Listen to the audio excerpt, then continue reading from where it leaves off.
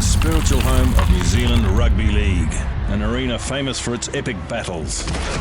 A footy field littered with broken noses, arms, cheekbones and ribs. And that was just Mark Graham at half-time. Keep the legend of Carlaw Park alive. Visit carlawparkdiehards.co.nz, a site for true leagueies. Follow the most legendary league gear in the world. carlawparkdiehards.co.nz.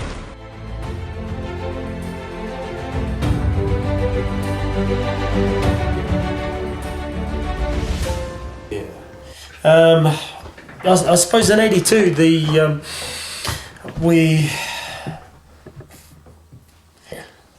in '82 we went on tour to Australia and Papua New Guinea.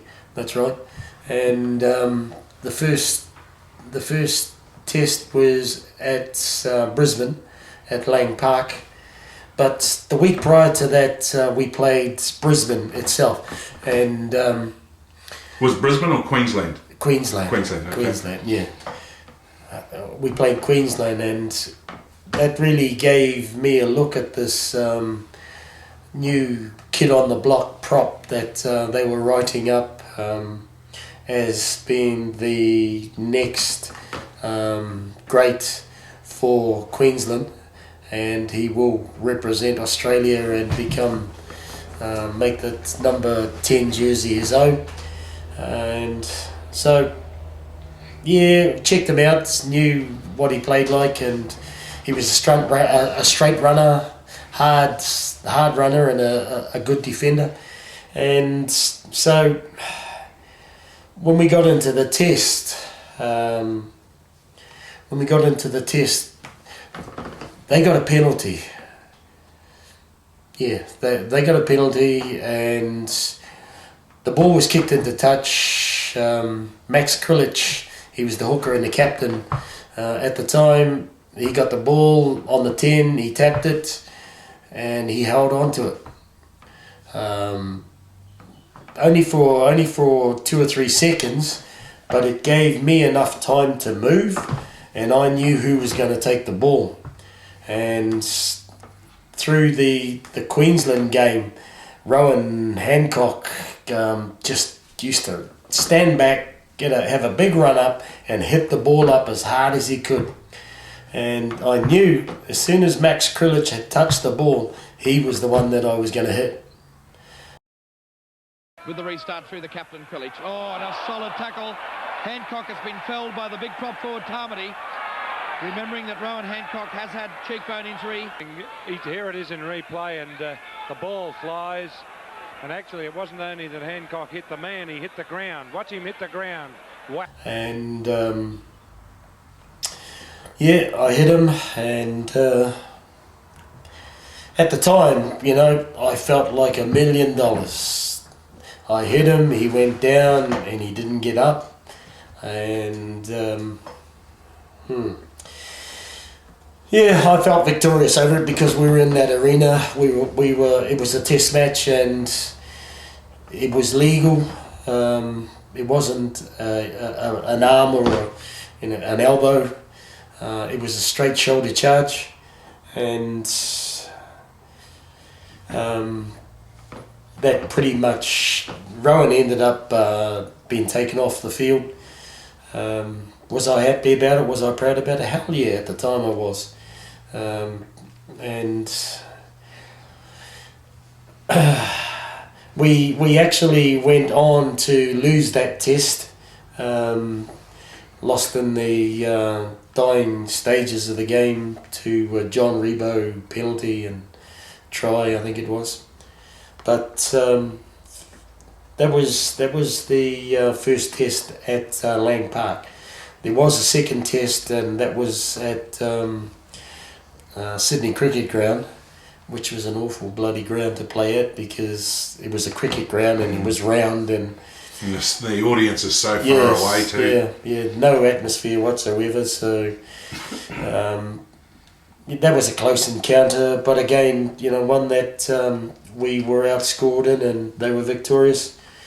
Was there like, if you remember back in '82? You've just lost both of those test matches fairly closely. But was there a vibe in the team that you were getting closer to them? You know, we right from that encounter in 1980, it was a learning stage for us. You know, in 1980 they had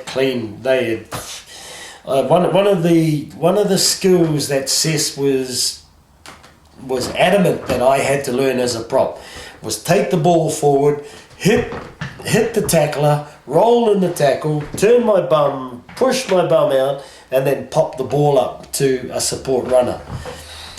Well, in that bloody test, 1980 test, I did it. I ran at the defence, turned, hit the defence anyway, and rolled, turned, popped the ball up, and the bloody centre caught it. Australian centre caught it and scored under the post. Oh, jeez. So yeah, it really, whilst in that game it didn't work, later on it was one of the skills that I guess that ball playing skills that I became well known for. But you know, that was Carlaw Park. That was 1980. Then we got 82, and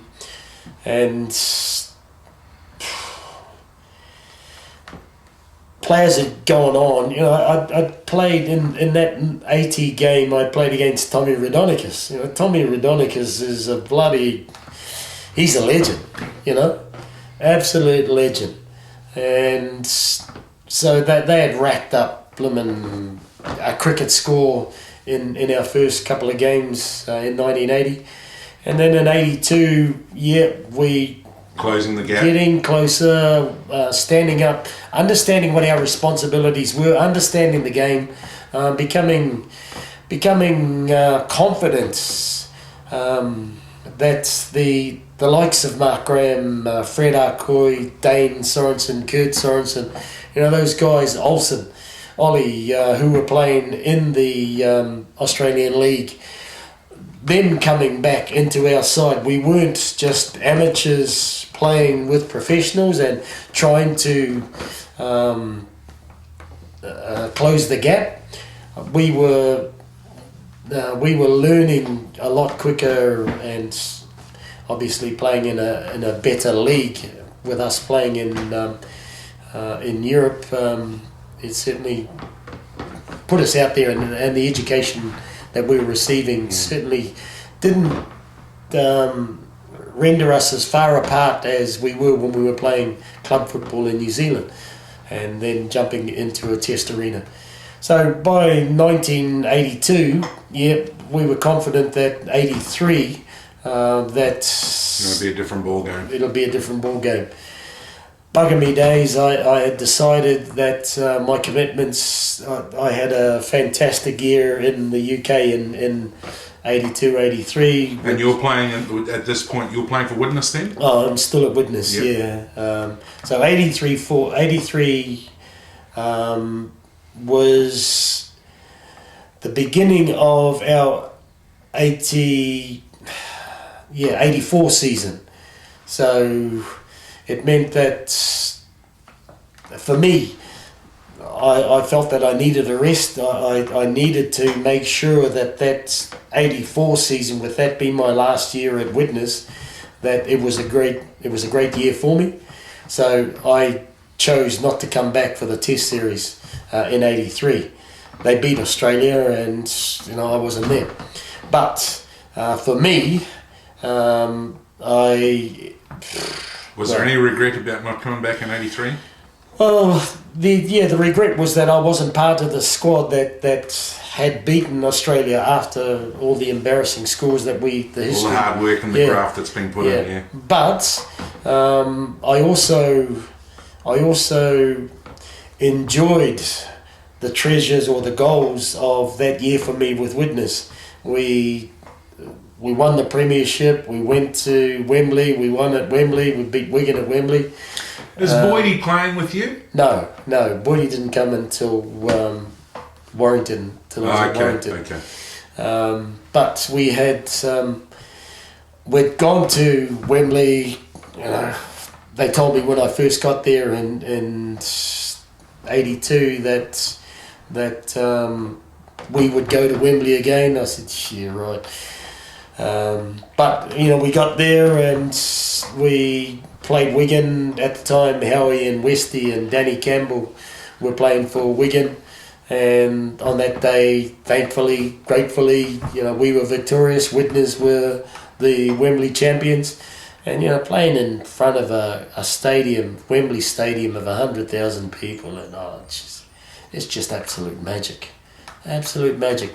So, in the sense of having regrets and coming back in '83, yeah, I did have regrets, but in that '84 series, that season for me was a huge season. So I think I'd made the right call in staying there for another year to make sure that I wasn't burnt out and prepared better for our season that year. So then the big year, 85 rolls round. Then 85 comes, yeah. 85 for me was going to be my last series, or my last involvement, I guess, in the Kiwis. I decided that, I got this season and that's my lot.